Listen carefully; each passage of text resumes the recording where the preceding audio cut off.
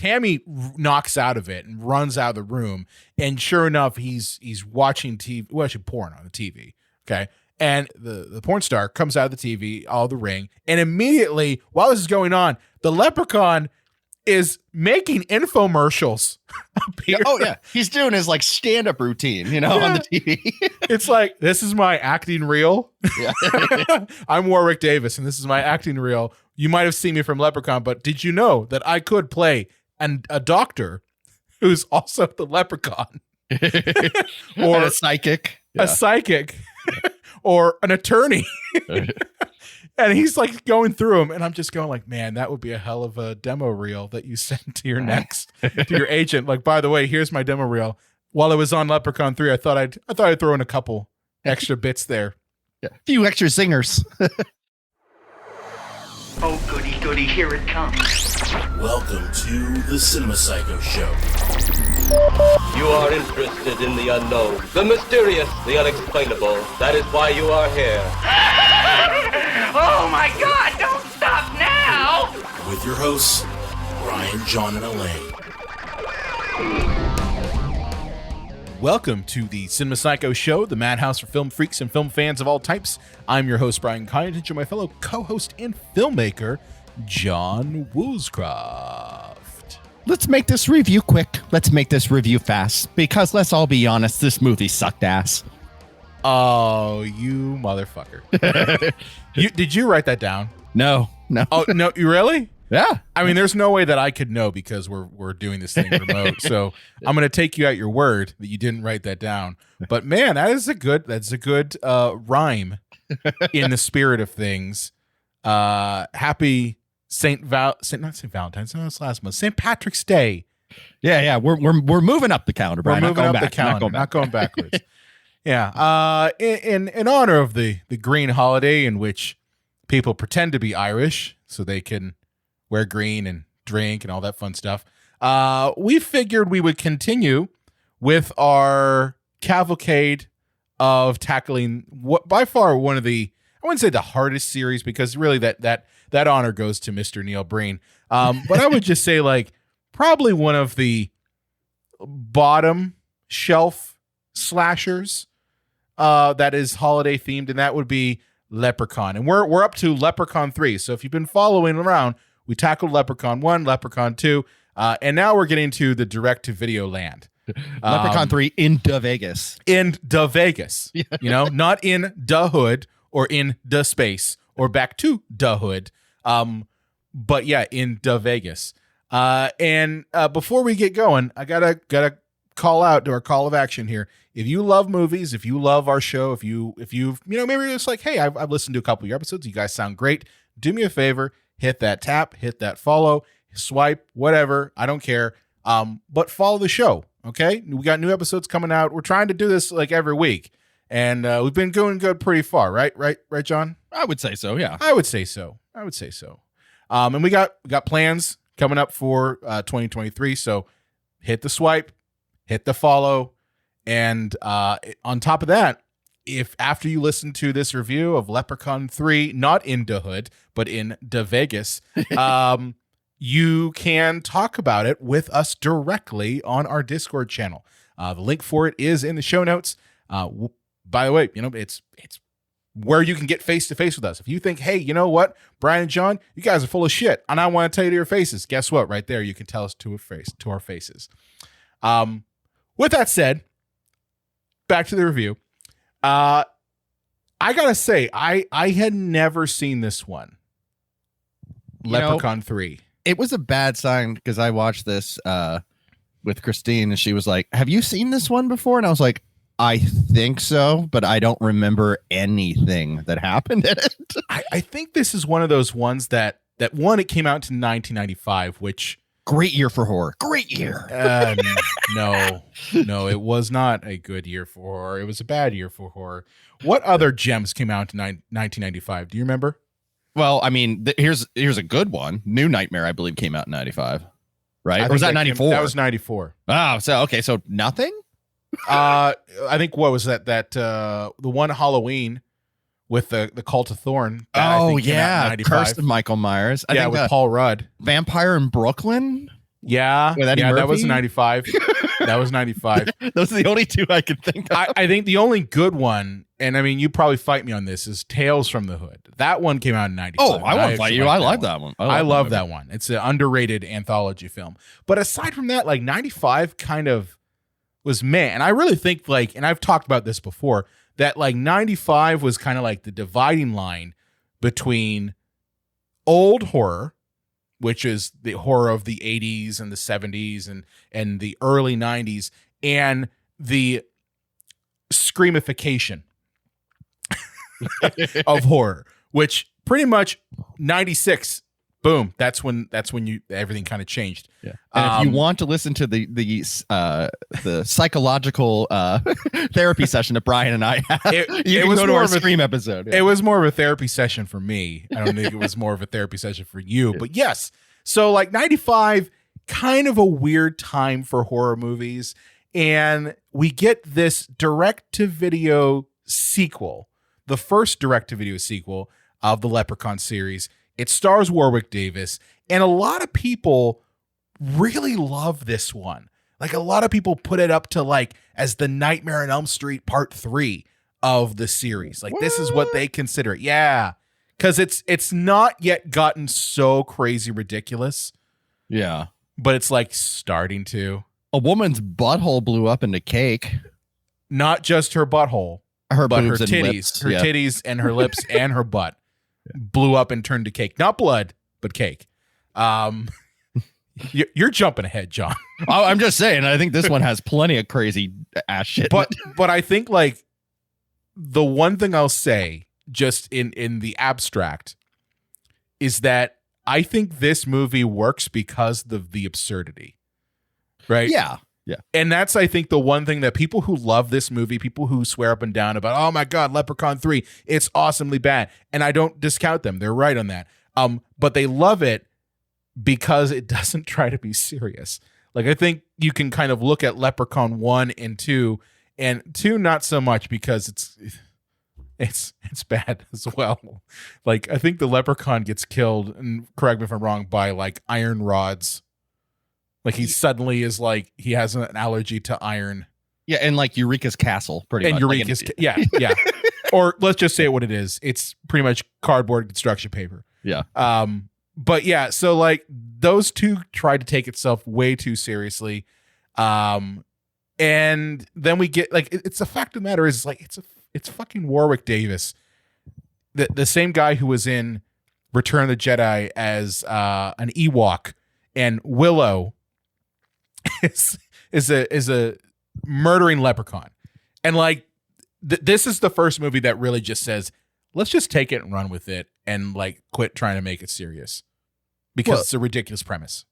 Yeah, too. I think part of that is that, like, you know, the first movie had a budget of like $12. The second movie had a budget of like $6. I think this one they had a handful of circus peanuts and a bag of dog shit, and that was their budget. So they're like, well, let's make it funny. So if anything is like cringy or weird, we can go, we meant to do that. You're giving this movie way too much credit of only 12 of peanuts. It had $1.2 million.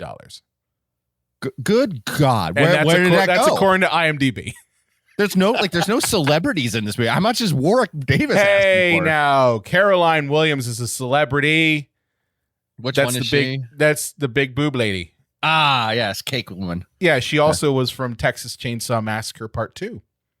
Ah, Electric Boogaloo. Yeah. No, not Electric Boogaloo. That's like the best sequel. This Part 2 is the best sequel. That's got Dennis Hopper in it, and it also like Caroline Williams plays. I think her name's Stretch, and she's like a radio DJ, and she gets terrorized by Leatherface and Bill Moseley as Chop Top.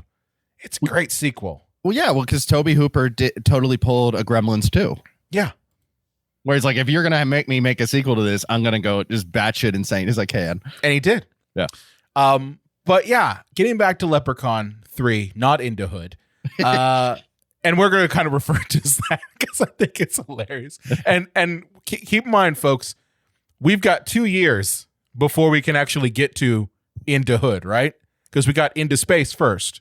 Right. Yeah. That's next year. And then the following year will be Into Hood. I think. Maybe. Probably. Yeah. Probably. But yeah, this one takes place in Vegas. I think whenever I saw this movie, because I know I saw this before or I've seen memes of it, I kind of confused this one with Wishmaster 2, because Wishmaster 2 also has a moment where it takes place in Vegas, which that's a series. Yeah, but I think you're stretching it by saying this movie takes place in Vegas. It takes place in Los Angeles, yeah, on a soundstage, but has exteriors in Las Vegas. Yeah. I called it too when I was watching it. I'm like, I guarantee that they just simply flew to Vegas for 24 hours and they just guerrilla filmmaking. Well, you could drive there. It's not that long. That's of a true. Drive. Yeah, It's but not just that long of a drive. do 24 hours straight of fucking pickup shots, and then sound stages and cheap locations in Los Angeles, California for everything else. Yeah. I mean, all you needed to do was have what's his face who plays Scott walk around and look like a hillbilly who's a fish out of water, and arguably, I would say, the worst person in this fucking movie. Well, every time John Gattens. Yeah. Every time that he was just listening, I would go, duh. I mean, it's either that or listen to his line delivery, because some of those, like, and I'm not even talking about when he's in quote unquote leprechaun mode. I'm talking about before he gets the zombie bite that turns him into a leprechaun. He sounds like a fucking idiot. Oh, I've never been to Vegas before. I'm 18 years old. Wink, wink. You're the oldest 18-year-old I've ever seen. Yeah. My parents gave me $23,000 for a semester of school. Well, that's the year. That's for the year, man. And that's 20. Here's the thing. That's $23,000 for books, room and board, and tuition. No fucking way. Nah. No. No way. But here's the thing. Like, he was like so nervous that he ended up gambling it all away. Like, if your parents got 23 grand to just drop for you for a year at college, they got 23,000 more. They do. All you'd have to do is call up mommy and daddy, after you just got attacked by the leprechaun, and say, Mom and Dad, I lost my $23,000 that you gave me and thought I was responsible enough to drive cross country to go to school, even though I'm an idiot. But then I wanted to really bang Al Bundy's daughter, and I needed a nice hotel room. That wasn't Al Bundy's daughter. Looked like her. No, that was Tammy. That's not her. No. Look like, okay, first of all, this is 1995. Pretty much anytime you had a blonde young woman, they all kind of followed the archetype of Al Bundy's daughter. Yeah. Okay. I love how we haven't even yet talked about the plot of this thing. There was a plot? John. There's a plot. Well, it's basically at its core the same plot of all these movies. Like, somehow the leprechaun is unleashed, and then he wants his gold, and then somebody has a piece of his gold, so he goes around killing people to get his gold piece back. Basically, that's it. I mean, it's a video game. But let me read the official IMDb summary from this. Okay. An evil leprechaun finds himself in Las Vegas, where he proceeds to cause mischief by killing people, granting twisted wishes, and infecting a young man with his green blood.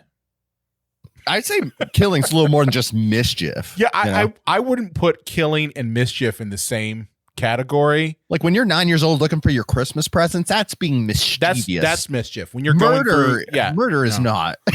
Yeah, no, I don't think I would put those two together in a sentence ever.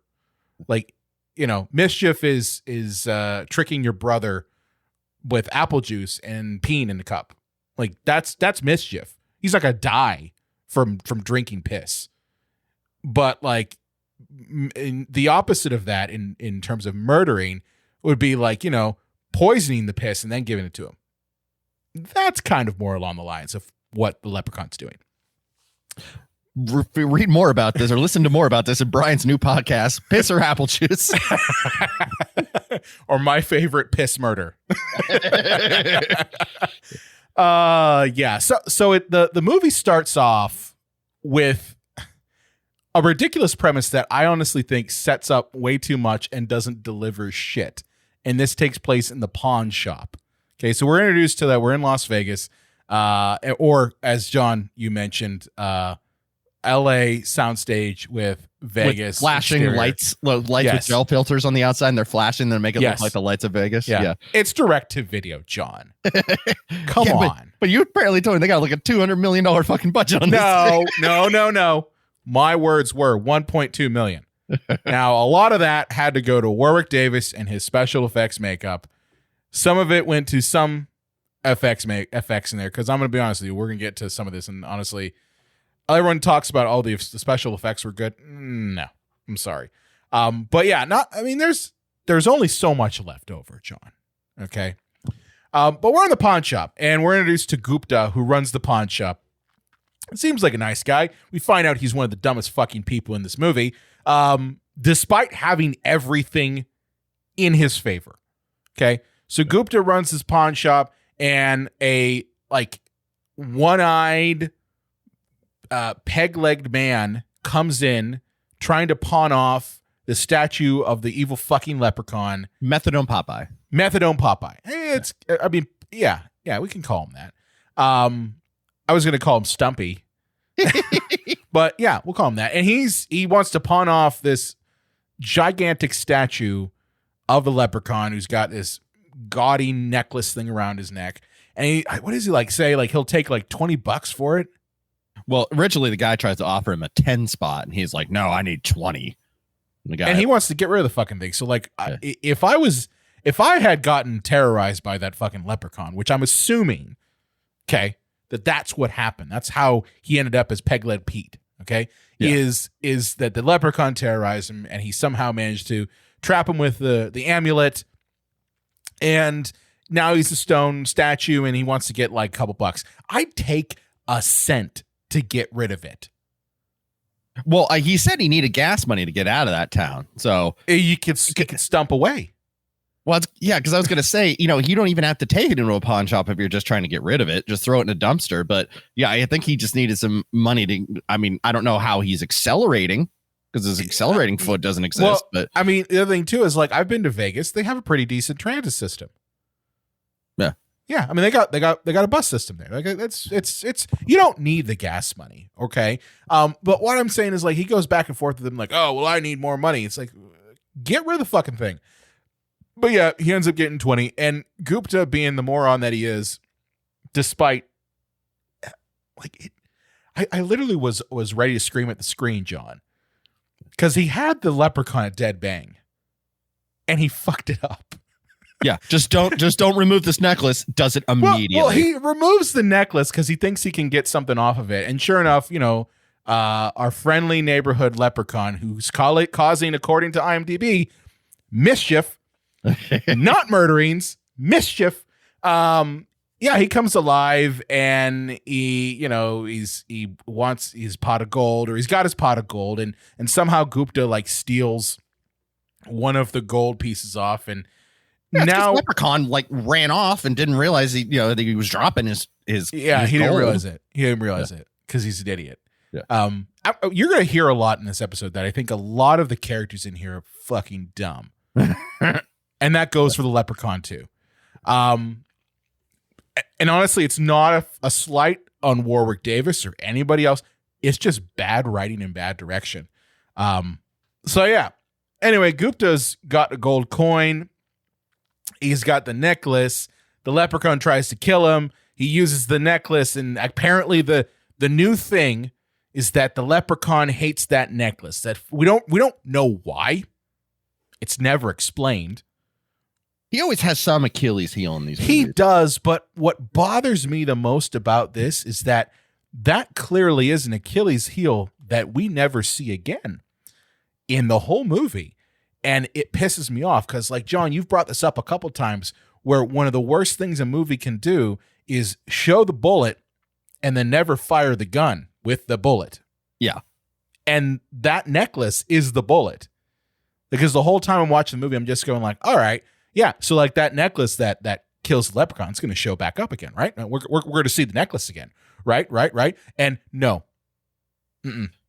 Well, it was they had the end of the movie, and they're okay. And then the woman throws the necklace on the leprechaun, freezing him into stone again. But then the one guy walked on set, but oh man, but I brought a flamethrower. Oh yeah, Yeah. we got to use that flamethrower. Yeah. Yeah. Or I know we're jumping ahead, but bear with me here. So yeah, after that whole encounter with Gupta and the Leprechaun, Gupta does what I think I've never seen this in a movie before. And this is not only helping Gupta, but later Scott, when he comes to the pawn shop, he puts a CD-ROM in. Hey, it was 95. That was futuristic then, baby. Well, this CD-ROM quite literally is, I'm going to call it what it is. It's exposition in digital form. Oh, yeah. And I've never seen anything like it before. Yeah, encyclopedia exposition taka.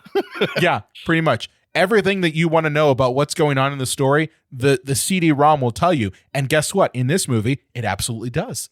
Mhm. Everything. We learned that. What do we learn, John? Let's see. The gold pieces will grant wishes. Yes. Leprechauns get really pissed when they see another leprechaun. Yeah, kind they of don't like competition. yeah, kind of like Dobermans. Dobermans. They love potatoes because they're Irish. Yeah, because that's not a stereotype at all. Brian, No. we were doing a movie about a leprechaun for St. Patrick's Day. I don't think we can. We can't. say But I'm much. just saying the movie quite literally says leprechauns only eat potatoes in large quantities. And I'm going, any person who's actually Irish and watches this movie is probably pissed off to no end. It seemed very strange. Like later in the movie, we'll explain that the main character gets possessed by the leprechaun, and he had ordered room service. And I swear they had hollowed out a baked potato and put little breakfast potatoes inside the hull of the baked potato. And I'm like, why? Oh, it's Vegas. Everything's larger in Vegas, not just Texas. I think they just thought it would be easier for the actor to pick up the little potatoes Yeah. and just eat those. But I'm like, it's clearly potatoes in a potato. Yeah, because we learned through the CD that leprechauns love potatoes. But yeah, we learned that the only way you can defeat a leprechaun is to destroy his gold. Okay, what else do we learn in that encyclopedia exposition? Well, okay. I'm gonna jump to the end of the movie. Okay, you're jumping to the end of the movie. yeah. So if Warwick Davis, as a leprechaun, knows the only way he can be destroyed is if his gold is destroyed. Yeah. Why does he try to bait our hero? He's and not a hero, but okay. yeah, with his pot of gold, why the guy has a flamethrower? Because the plot dictates it. The movie needed to end. The movie needed to end. No, I think what he's doing is like he looks at Scotty, also known as Leprechaun 2 at this point. Not 2 the movie, but just second Leprechaun in the movie. Mm-hmm. And it's like, well, you're like me. You love the gold too. Don't destroy the gold. We'll share it. Now, keep in mind, this leprechaun doesn't share shit. And if anything, this movie has taught us is that if you think you got one up on the leprechaun and you think it's just one gold piece and you think the leprechaun's going to share, he's going to fucking shiv you because that's what he does.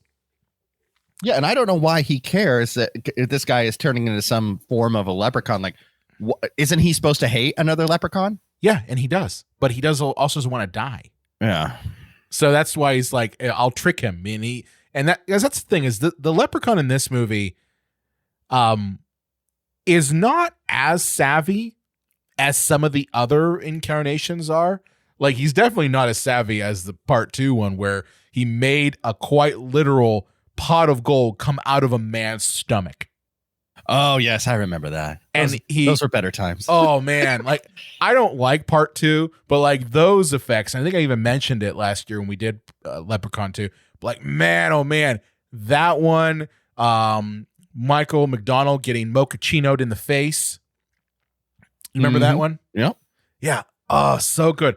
But this one's more, I'd say, Freddy-fied, if anything. He's more like happy-go-lucky, yet I'm going to murder you, and cracking jokes. It's not nearly as dark and conniving. Oh, if yeah. you will. Like part 4 or 5, Freddy. Yeah. He's kind of, he's kind of funny.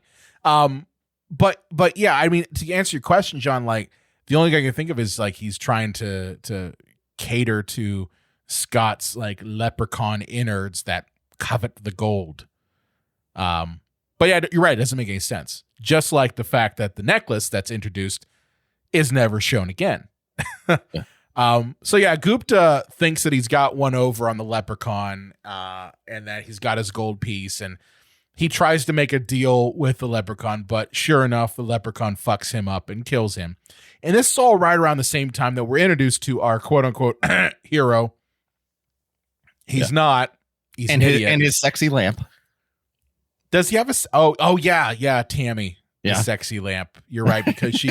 I think I actually wrote in my notes here because I actually tried to do notes. I think I called her utterly useless in the movie. Yeah, it's so weird because the movie you'll get lost with Tammy and shithead, and they're like talking and going through the casino, and then we'll just cut back to the pawn shop and I'll be like, oh yeah, that's still happening. That's still happening across the street, mind you. This is across the street. We find out later that the pawn shop and the casino are both across the street from one another. I like how that casino is like a Bennigan's or something. It does look like a Bennigan's that they put. Like, what do they call it? Like the pot of Shamrock Casino or some shit like that. Something that required like reams of printer paper from the 90s that someone like used crayon and Sharpie to draw casino with a shamrock. That's kind of what it looks like. Yeah.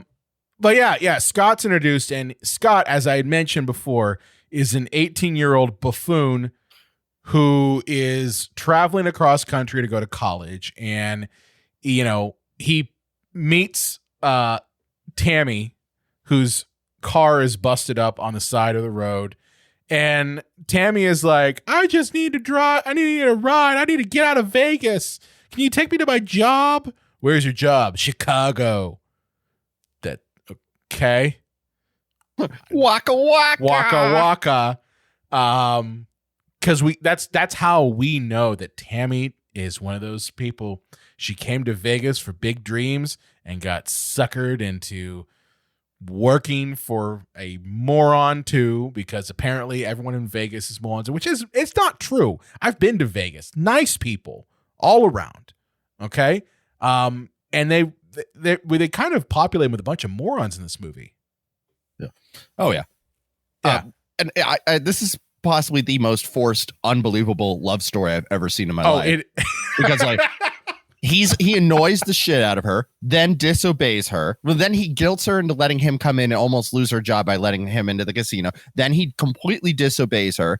And then when he's starting to turn into Stephen King from Creepshow, she's kind of like, oh, I want your dick so bad.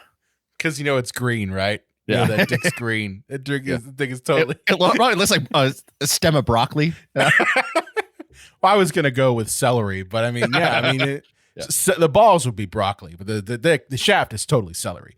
Yeah, I like to have his dick with a plate of chicken wings, buffalo wings. Yeah. So, yeah, Scott, being the moron that he is, decides that he's going to drop Tammy off at work, and Tammy is a magician's assistant. For a magician, if you want to call him that, quote unquote magician, his name's Fazio. Of course it is. And yeah.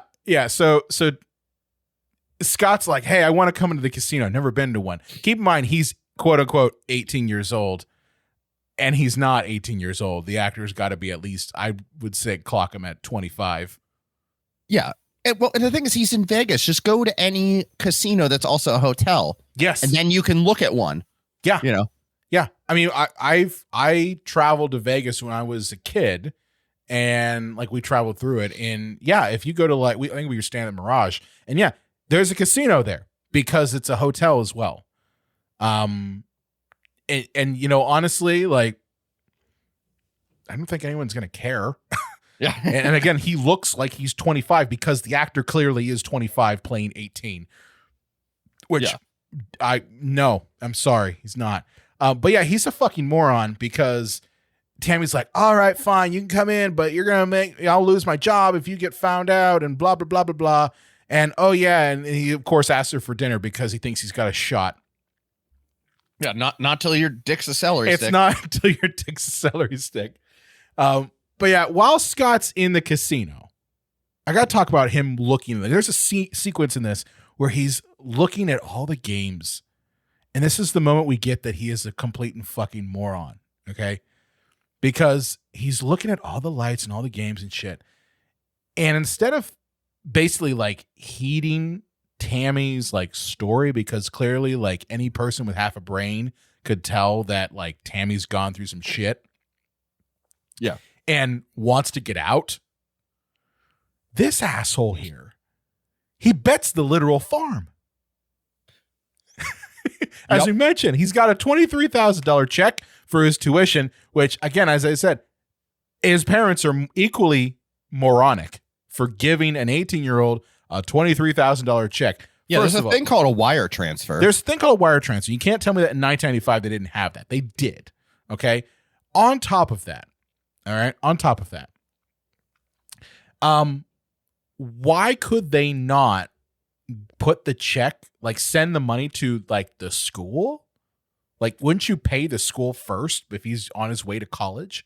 Why would you give 18-year-old $23,000 and say, here you go. Oh, by the way, you're driving to Vegas? Have fun. Well, I know maybe they're from Nebraska, you know, you know, I don't care. I'm just telling you. They're the kind of people that, I trust you with this check, son, and don't be too distracted by all them shiny lights in Vegas. Well, he surely was, because he found out real quick after he lost all of it with a crooked dealer, because our crooked dealer, Loretta, is played as what butt cake is that you're calling her. Yeah, she's played by Caroline Williams, which again, people will know from the Texas Chainsaw Massacre Part 2. And yeah, in this movie, she's a crooked dealer who all she wants to do is be beautiful again. Because I love how they like uglied her up in this.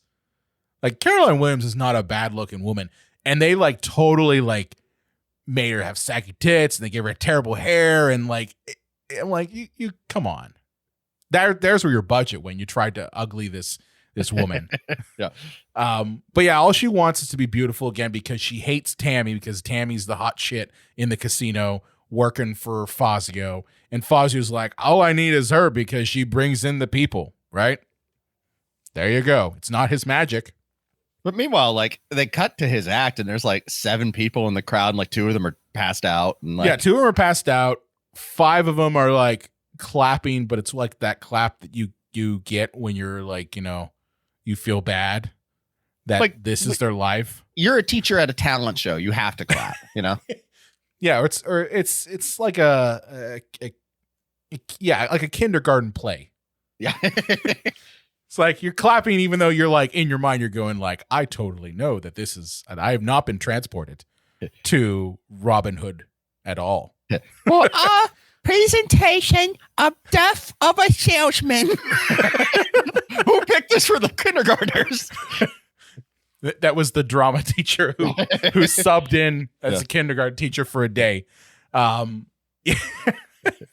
Yeah. So Loretta, Fazio is terrible. And then we're also introduced to Mitch, who has got to be like the worst interpretation of like the mob boss casino guy I've ever seen. Yeah. De Niro in Casino. He was not. No, he's just like some moron who runs the casino, finds out that he owes other mobsters money. The other mobsters are also not as threatening as the movie tries to let you think they are. And like, these guys aren't threatening. You could easily, one guy's wearing a fucking Hawaiian shirt. Like, okay. But yeah, Mitch owes a lot of money. So, you know, part of the scheme that Loretta does is, you know, get these people to lose all their money with, you know, faulty roulette tables that, you know, kind of just fleece people as they come across. And, you know, Scott's one of them. And that money's going to go to pay off the other mobsters. But also Mitch has kind of the hots for Tammy. And he thinks that one of these days he's going to get it. Yeah, a guy like him always thinks that. Yeah. Any guy with a gold chain around their neck and they're like shirt half open. Only like, only 2 buttons are buttoned, you know? Yeah. He's like, that's all I need. He's like, yeah, well, is this an appropriate tire to go on the casino floor? Yeah, why not? And maybe it is. I'm sorry, my friends in Las Vegas, anyone who's there, maybe because of the like 120-degree heat that's there, you feel that gold chains and unbuttoned shirts that are down like, to your navel, that's appropriate clothes. Okay, fair enough. I'm just the asshole from Pittsburgh. No big deal. But yeah, so that kind of gives us our cast of characters here. Scott loses all of his money, and Loretta suggests that, okay, well, that watch that he has around his wrist, maybe that's the thing that can get him back in the game, because again, she just wants to fleece these people as much as possible. So that's why Scott goes across the street to the pawn shop. And this is our third or fourth exterior shot that's clearly downtown Las Vegas, but not anywhere or downtown Los Angeles. No, that was downtown Vegas. Oh yeah. They when he's walking outside. Yeah. And he goes quickly, just walk. Okay, yeah, we got 5 seconds. Check that one off. Yeah. But yeah, he goes to the pawn shop, sees Gupta's dead, doesn't call the police because no, he does, and then he tries to. And then he's just transported back to the casino and he makes his wish. Oh, that's right. Yeah. Because he finds the gold coin, okay, and that Gupta had, and he makes a wish that he was like running the tables, and he transports back to the tables, and he's like on a hot streak. And go ahead, man. I just also love another red flag is that he just tells Tammy that he abandoned a corpse. And she's just like, I'm more in love with you than ever, I guess. He's like, your eyes, they have a nice shade of green to them. And that's not because your blood is filling up with green leprechaun goo at all. By the way, why are there no locked doors in Las Vegas? You can just walk into anyone's hotel room whenever you want. That's a good question. I can tell you from experience because, as I said, I've been to Las Vegas. There are locked doors there. Yeah, every door is locked, and you can't open the windows. It's just can't open the windows. It's, I guess they're afraid that you're going to jump, whatever. But yeah, it is totally unrealistic. And maybe it's because it's 1995. Maybe that's it. Yeah, things were different back in the mid 90s, They were a little bit, TGIF and no 9/11, it was a different time, It's true. Pogs, man. Yeah. This isn't a Pog podcast. Oh man, that'd maybe be cool. It is. Maybe it could be. Oh man, I have my own Pog maker. Yeah, we're getting off topic here. So yeah, Scott's gone on the hot streak. He's winning a shit ton of money. Mitch is like, we gotta get this fucker off the floor before he bankrupts the whole casino. So Mitch suggests that he goes, takes a room. He give him a private room. You go to the room. You come down. You get your hot streak going again. And so yeah, Scott goes up. And he's hanging out. He's going to call in room service. And that's where he meets the leprechaun for the first fucking time. And the leprechaun bites his ass. Yeah, and gets his leprechaun saliva into open wounds, which turn him into Swamp Thing.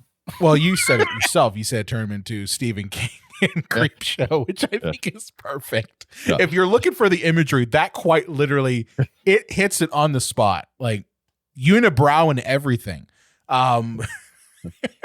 It's really bad. But yeah, I told you this before the show. I was like, I didn't know that the rules of how a leprechaun can be made also were the same rules as how zombies are made, right? We're always taught in zombie movies that, oh yeah, if you get bitten by a zombie, then you become a zombie because you're infected. I mean, I'm watching The Last of Us right now, and it's still the same. It's the same fucking thing. Yeah. But I guess that also works for getting turned into a leprechaun. Instead of eating flesh, you're eating potatoes. Yeah, you become a rotten septic tank, and you have to eat potatoes all the time. And your dick turns into celery, and your balls turn to broccoli. I don't know what happens to your asshole. I mean, maybe it turns to Brussels sprouts. Like you got hemorrhoids the size of Brussels sprouts. Yeah, your hemorrhoids become Brussels sprouts. Yeah. You're basically your entire body is just a lot of vitamins. It's a lot of vitamins, and that's why you're cranky all the time, and that's why you need your gold. So he starts becoming the Leprechaun, and his transformation is one of the weirdest things because he's like going in and out. He's got like multiple personality disorder. Like at one moment he's coveting the gold. He's kind of like Smeagol from. I mean, isn't that what he is? He's like Smeagol or Gollum from Lord of the Rings. He's like, I need the precious gold. Oh yes, my gold. And then he starts talking in rhymes because every leprechaun talks in rhymes. Yeah. Yeah. Go ahead. Oh no, I was just agreeing with you. Yeah. Yeah. Well, I was saying he talks in fucking rhymes, and some of the rhymes are pretty good. But yeah, on the other hand, he just snaps back to being Scott, just an idiot. So you got either conniving leprechaun or Scott the idiot. I think that's like on his driver's license, Scott, and in quotations, the idiot. The idiot. Yeah. I mean, I don't know why they didn't credit him as the idiot. So right after this happens, he's going to take a shower, and Fazio. Well, no, that's not what happens. Fazio comes in, steals the fucking gold piece. Well, yeah. Right? Yeah. Yeah. Yeah, because he just comes- walks into his room. Like, and I mean, I know he's a magician at that casino, but I don't think he has like an access to a room key. No, he doesn't. He just. What did they? I wonder if Loretta gave him like keys. Maybe. Because clearly, but would like, she have keys? Well, like clearly Mitch wants him to like steal shit, and Mitch runs the casino, so it's probably possible that like Mitch probably gave Loretta keys, and Loretta gave Fazio keys to get in. That's what I'm thinking. And it's clearly not like the card access that you have now, but that's my guess. And this is me also explaining the movie way more than the movie ever explains itself. Well, I wonder if the actor like asked the director, like, how do I get into the room? And then the director went, hey, shut up, idiot. Shut up, Fazio, because this guy was called Fazio on the set. Oh, yeah, method acting. Yeah. At its finest, yeah. Yeah. So Fazio comes in, he like fights off Scott for his hot second, and Fazio steals the gold coin. Because he isn't able to get the cash, because he went up there primarily to just get the cash. He sees the gold coin, he gets the gold coin. And Loretta takes the gold coin. And this is where she has a coin for a hot second. And then doesn't Mitch steal it? Yeah. Yeah. It basically, it just hot potato. It's a hot potato. Person to person, so that way then Leprechaun can kill everyone. Yeah, yeah. So let me run through some of these hot potato moments here, okay? Because I don't think it's worth going like, who had the gold coin, who didn't, okay? So Mitch gets the gold coin first, and his death scene is hilarious. Like, as he wishes that he could finally make it with Tammy. Like, I think he actually says, I want to make it with Tammy, which I'm like, of course you did, Mitch. Of course you said it that way. You couldn't just say, I want to have sex with Tammy. No, it's you have to make it. Got to use that innuendo. You know? The innuendo. I want to make the bacon with Tammy. That's horrible in so many ways. So yeah, he and immediately Tammy, who's like across the whole fucking casino, suddenly gets hit by like the horny ray. Okay, if you will, like, yeah, she needs to immediately change like, those panties immediately. Bam. Like, you know that scene in Matrix Reloaded when the Merovingian is like programmed on a cake that immediately makes a woman like come in her pants? Yeah. That's immediately what happens to Tammy. But it's fueled by the wish that Mitch made. So Tammy's like, oh, I need to see Mitch right now. And she starts talking in this weird like baby doll voice. And I'm like, oh, dude. No, you can't do it. Well, and then this just leads to when somebody else makes a wish, like she comes to, but then the leprechaun has a woman a la Ring come out of the TV. Oh man, that with sequence is so cool. With the worst 90s tit job I've ever seen in my life. But I mean, I've seen some bad tit jobs. I mean, but you're right; these are pretty bad. And then she turns into like a sex cyborg and kills him with well, electricity. he totally is. He thinks he's having like Tammy knocks out of it and runs out of the room, and sure enough, he's watching TV, watching porn on the TV. Okay, and yeah, the porn, the porn star comes out of the TV, all the ring, starts fucking him, and immediately while this is going on, the leprechaun is making infomercials appear. Oh yeah, he's doing his like stand-up routine, on the TV. It's like, this is my acting reel. Yeah. I'm Warwick Davis, and this is my acting reel. You might have seen me from Leprechaun, but did you know that I could play a doctor who's also the leprechaun? Or a psychic. A psychic. Or an attorney. And he's like going through them, and I'm just going like, man, that would be a hell of a demo reel that you send to your to your agent. Like, by the way, here's my demo reel. While I was on Leprechaun 3, I thought I'd throw in a couple extra bits there. Yeah. A few extra singers. Yeah, but while this is going on, the porn star turns into a sex bot and like fries his dick off. As you do. Now, unfortunately, because I guess they didn't want to get an X rating, or was it NC-17 by then? No, this was NC-17, but okay. Oh yeah, the NC-17 was totally in. But his dick was back in his underpants when we saw him, because they couldn't have a charcoal cock. That would have gotten him. Yeah. No, you couldn't. Yeah. You couldn't do that. Come on, guys. You couldn't do that. I'm going to blame the director of this, who was Brian Trenchard-Smith. Oh, I'd love. What's your favorite Brian Trenchard-Smith movie? Leprechaun 3. Yeah, me too. Yeah. So yeah, Mitch is totally crispy crittered in his crotch. And it really just becomes kind of a hot potato of the coin. So the next person who gets it is Loretta. And Loretta, again, all she wants to do is be a sexy hot thing again. So she makes the wish, and she actually wished twice. Did you catch this, John? Well, she says like 95 things before she says, I wish. Well, she said, and I remember this. I was watching this last night, and I'm just like, why did they not do this? So she first wishes to be like the sexy hot thing, which all they did was just take off the ugly makeup that they put on her. Because as I said, Caroline Williams is not a bad looking woman. And instead what they do is there's a scene where she's talking to Fazio, because Fazio's like, holy fucking shit, she's hot again. And, Caroline Williams says, I wish I could fuck myself. And I'm like, why did you not? What? She's got the gold coin.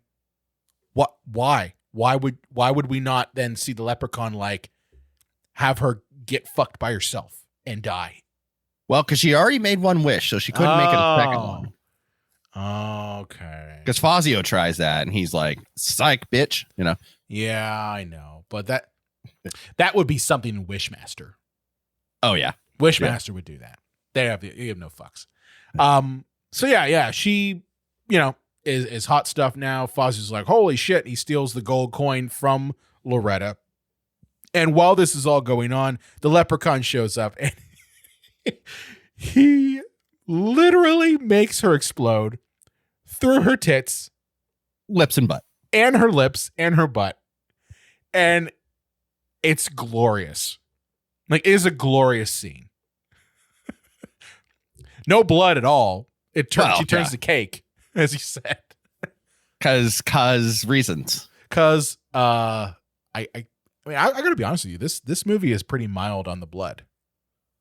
Oh, compared to like the other movies, like this one is really mild.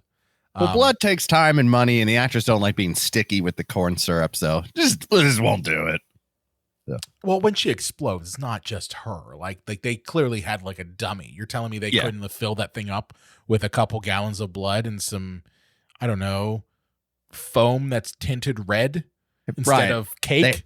They had to pay Warwick Davis $195 million of the $200 million budget. Fair enough.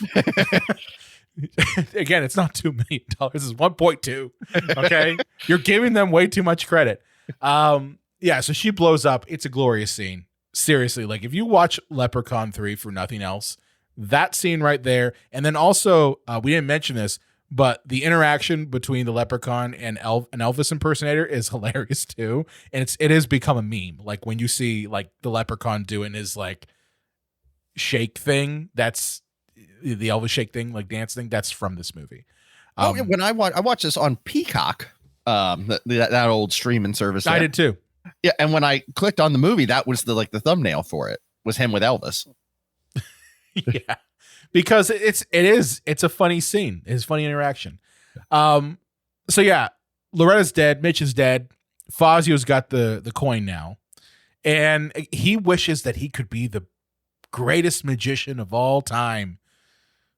Which of all the wishes, that isn't going to automatically fill up, your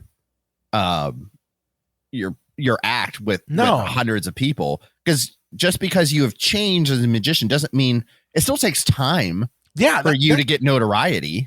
Exactly. Like, why would you not wish for, I wish I could be the greatest magician of all time who packs the house every single night. Or I wish to be known as the greatest magician of all time.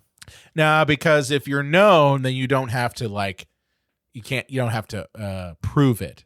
So he's trying to prove that he's the greatest magician of all time. Like he wants to feel that he actually is, not just that he's known as it. But either way, like, wouldn't you say that you want to pack the house every night? You would think.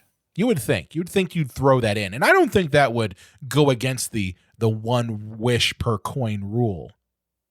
Because it's kind of like, I want this outcome tied to this. Again, I'm giving this movie way too much fucking credit. Yeah.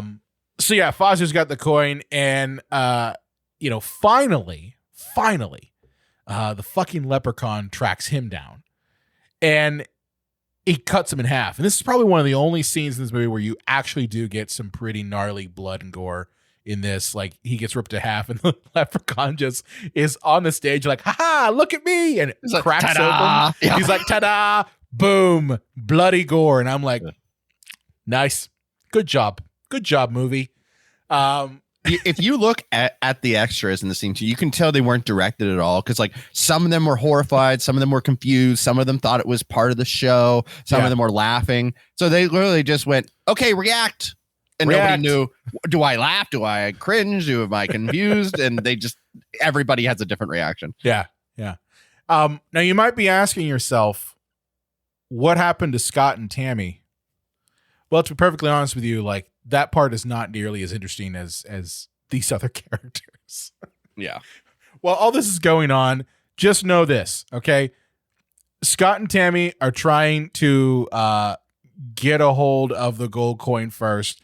They keep coming across all this shit. Scott starts turning more and more into Stephen King from Creepshow, and it's not looking too good. It's not looking too good. Oh, he does he ended up in the hospital at one point.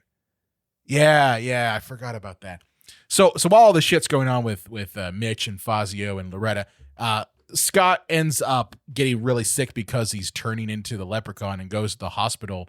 And I got to tell you, this movie, I could tell this was 1985 because I counted at least 3 times that someone made a quip about healthcare. Yeah. Do you remember? Did you count that?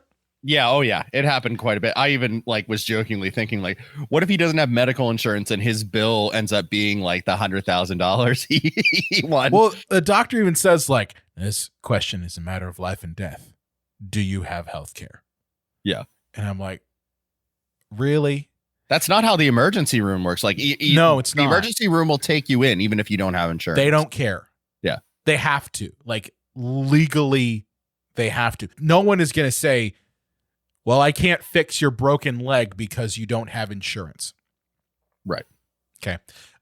You'll just get a bill for it, and you'll be bankrupt. So there's that. The American way, folks.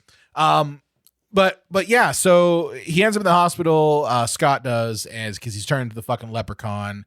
And Warwick Davis is trying to get him too, because again, he thinks he's got the gold coin, but he doesn't.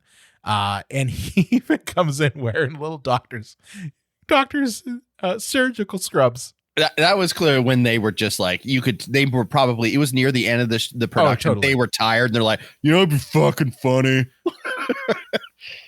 I gotta wonder if that was like a bong hit moment.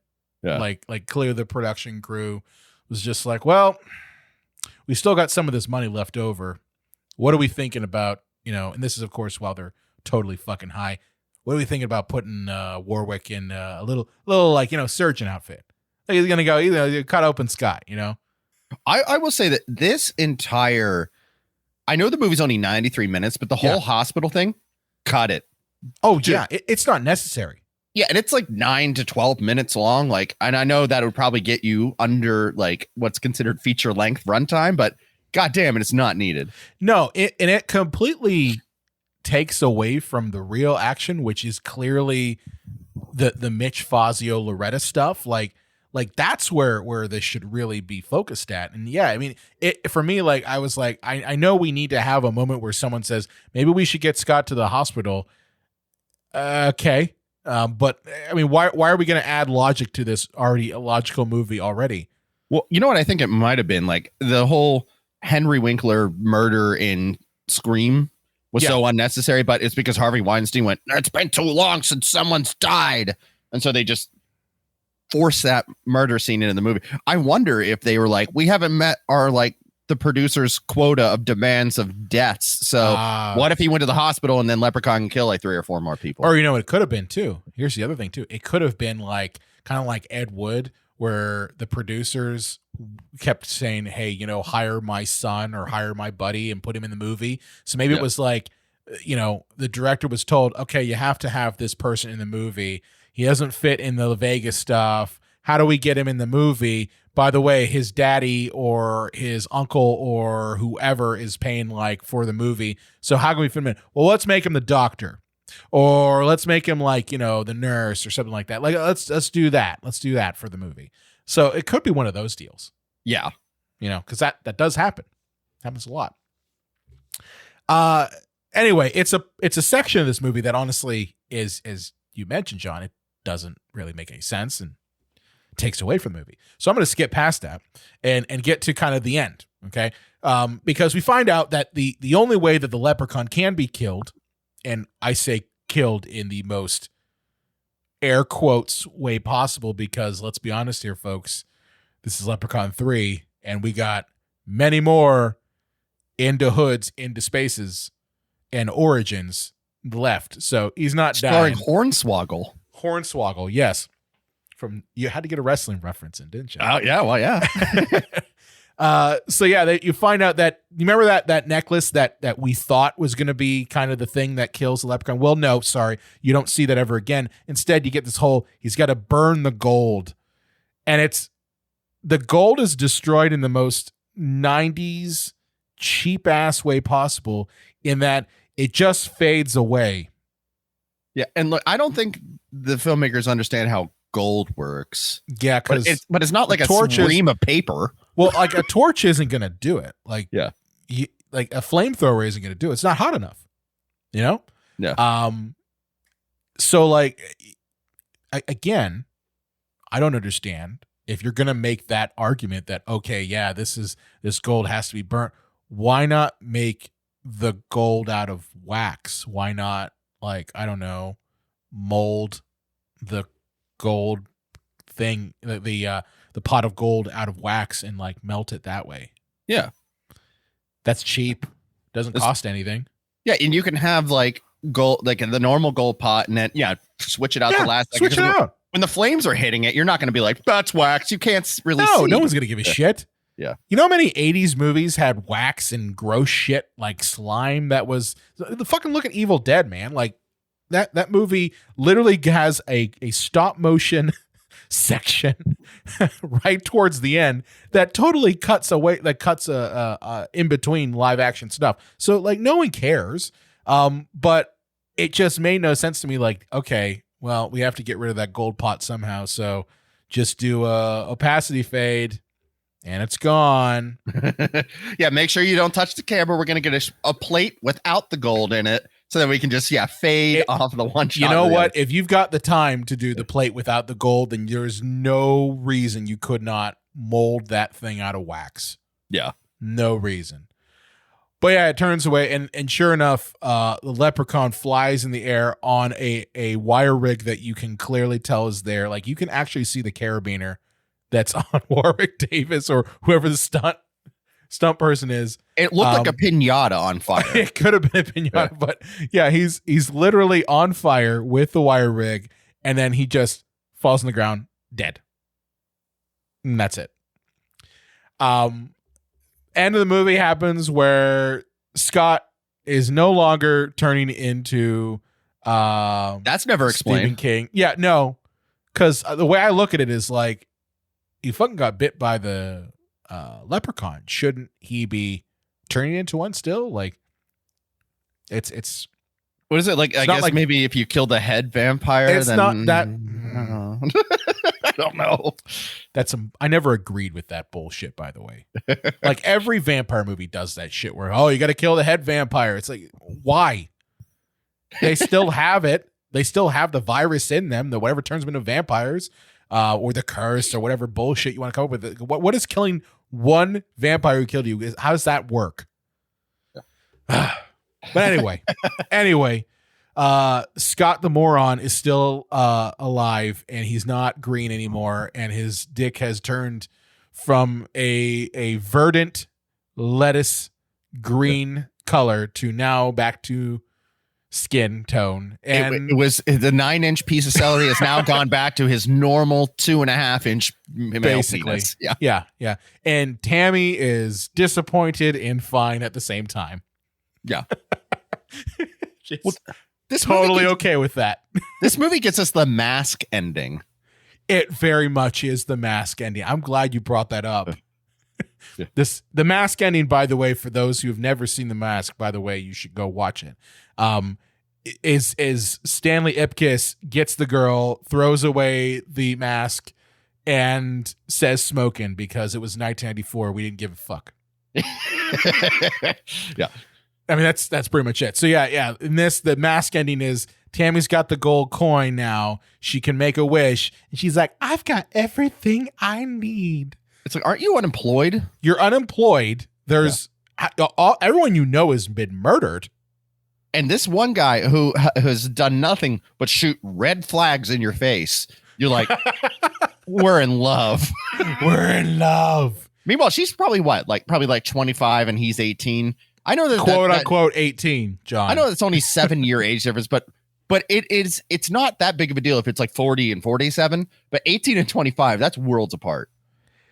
True. And I would also argue that clearly Scott is not mature enough for Tammy at all.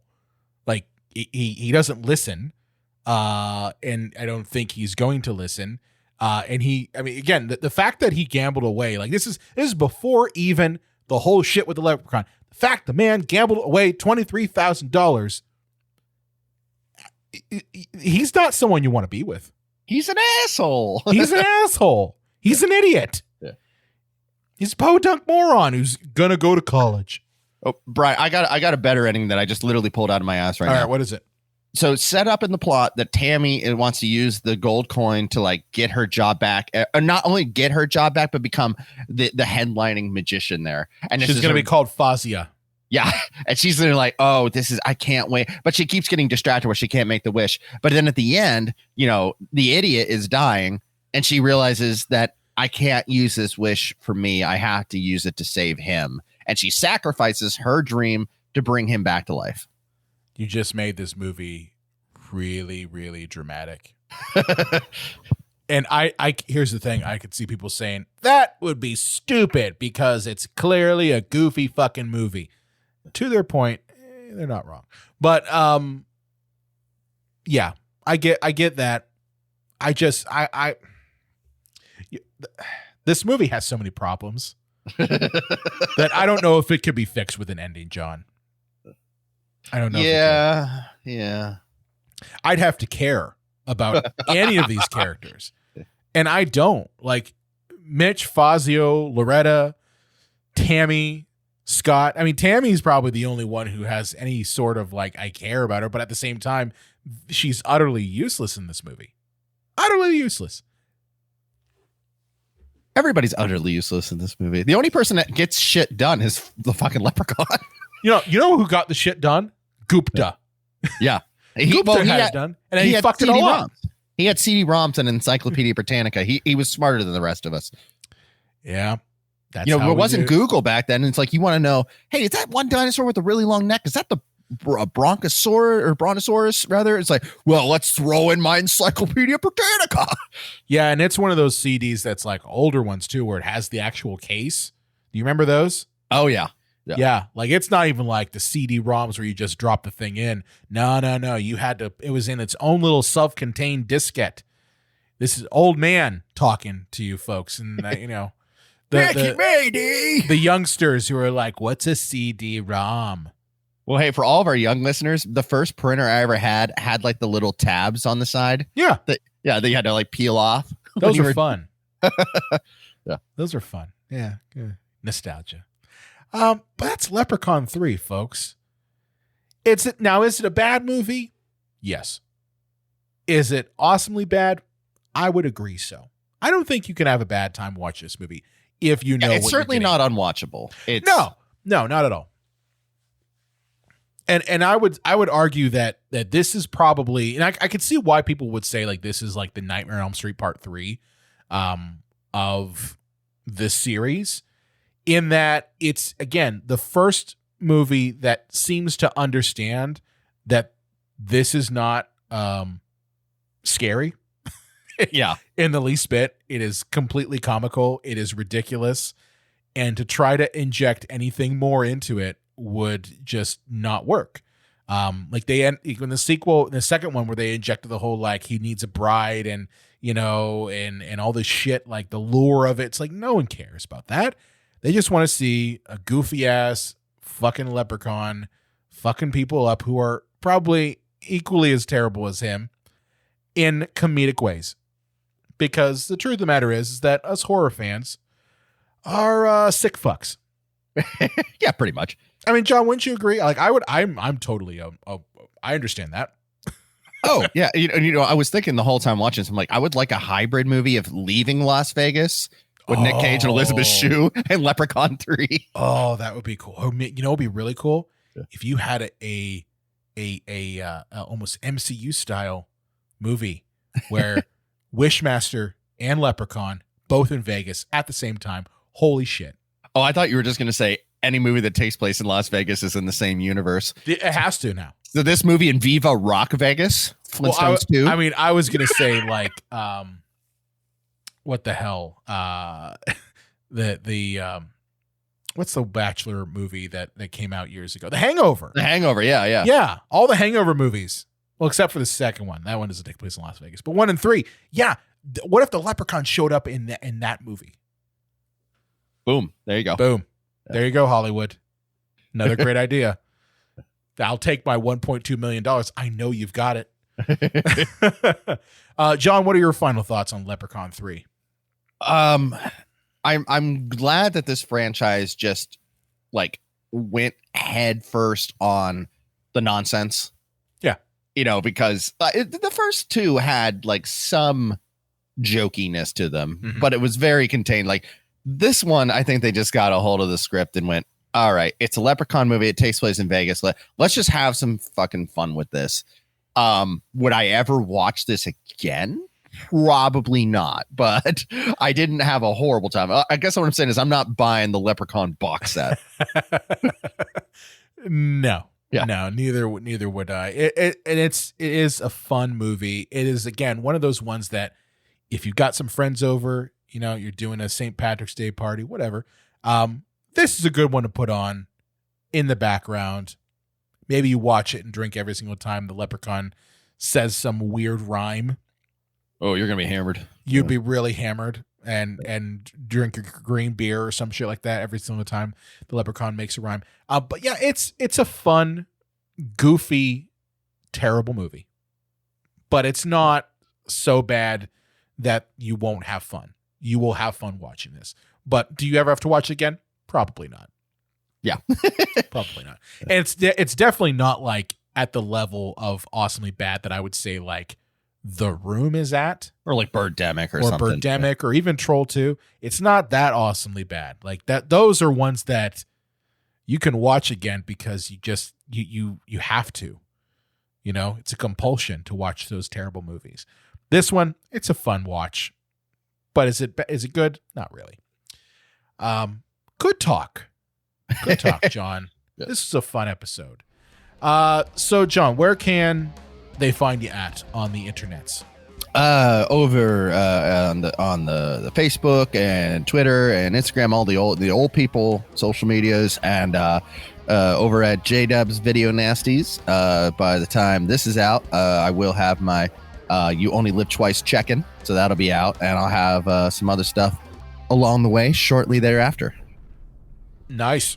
I can't wait to see the You Only Live Twice video, just because you've been previewing it. Yeah. Past couple episodes, and I'm just like, I gotta see how this goes, because I know you're gonna rip apart that movie in so many ways, which is glorious. It's glorious. You can find me at Brian Content on Twitter. I also run the Psycho Show page. Be sure to like us at Facebook, Twitter, Instagram at Psycho Show.